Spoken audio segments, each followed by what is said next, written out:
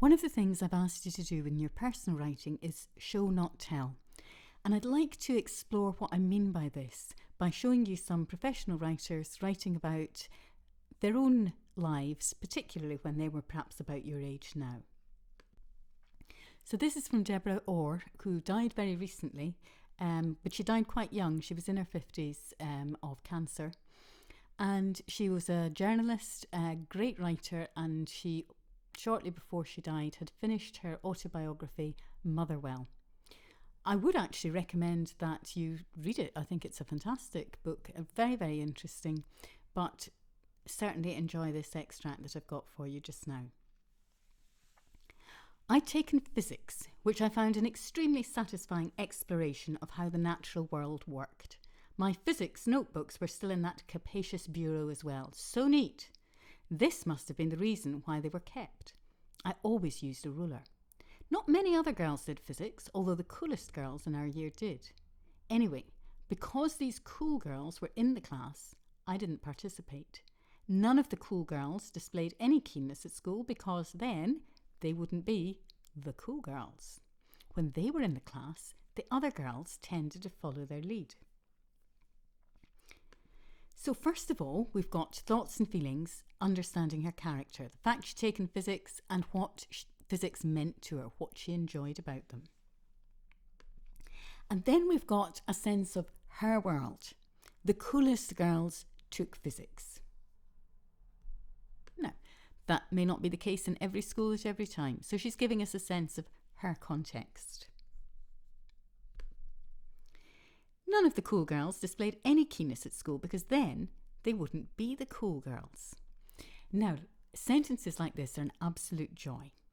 There's a humour there, but there's also a little bit of insight because she's standing back as an adult and thinking that what was cool as a teenager isn't really very important to you as an adult.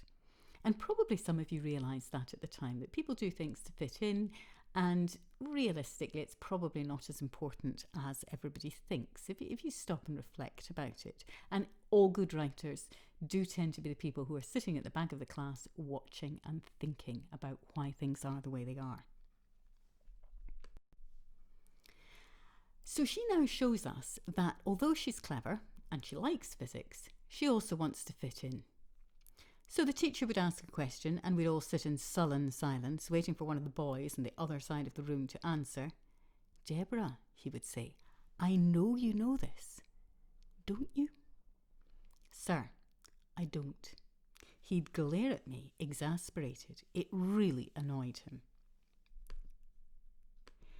Now, a lot of people who are first starting to write would do this in a sentence. "I was good at physics, but I didn't want to answer in class, which annoyed the teacher."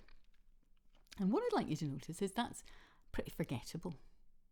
And it doesn't take very long to say. So a lot of people are saying, "I just don't know how to make it longer." Well, look at that sentence.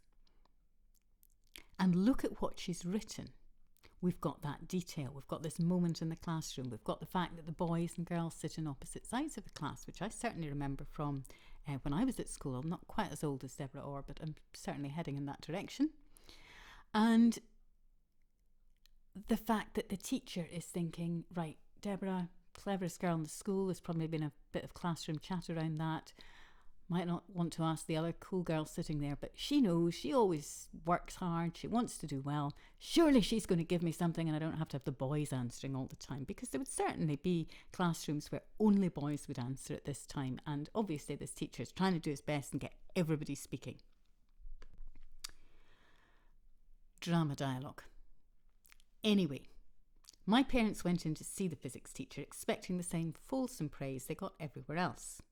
"Physics teacher, I think that Deborah does not apply herself in class nearly as much as she is capable of." My dad: "Well, I think maybe it's the singer, not the song. Come on, Win, I'm not standing here listening to this." Right, first thing I would say, that one word short sentence anyway, high risk. Deborah Orr's a professional writer. She's got a book contract. She can do what she likes. Probably that's a bit of a high risk thing for you to do at the moment. But again, we've got something that's really quite funny here. Deborah has pretty well admitted in the previous paragraph that the teacher has a point. She is not pulling her weight in that physics class. But what she shows here is that her father just will not believe it. She wants to show is that her father thought so much of her that no teacher could change his mind. But she doesn't tell us that. She leaves the reader to work that out for themselves. And then the point of this whole story is really to show how her father reacted to her and to her brother. And she recognises as an adult that it wasn't really fair. She probably recognised that when she was younger too. Shortly afterwards, they went to see David's science teacher. Davy Orr, great kid, very smart, good scientific mind. My dad, in the belief that the science teacher had to be talking about a different child to his, no, Orr, Davy Orr. Science teacher, horrified. Yes, that's right, Davy Orr. Now she could have written, my father couldn't believe that my brother was good at anything, which was quite unfair. But this approach is much funnier, takes longer to write, and makes the point better because she doesn't tell us that it's unfair, but we can see that and we know she knows that. And poor David, he must have known that too.